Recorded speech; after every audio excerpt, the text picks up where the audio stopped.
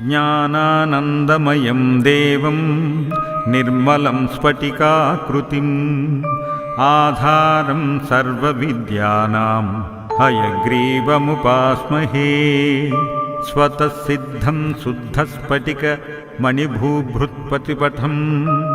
ಸುಧಾಸಧ್ರೀಚಿಭ್ಯುದ್ದಿತಿ ಭಿರವದಾತ ತ್ರಿಭುವನಂ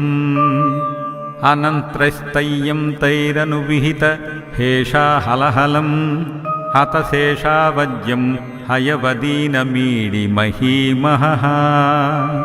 ಸಮಾಹಾರ Saamana ಪ್ರತಿಪದಂ ರುಚಾಂ ಧಾಮಯುಜುಷಾಂ ಲಯಃ ಪ್ರಚೂಹಾನಾಂ Lahari ವಿತಿತರ್ಬೋಧಜಲಧೇಃ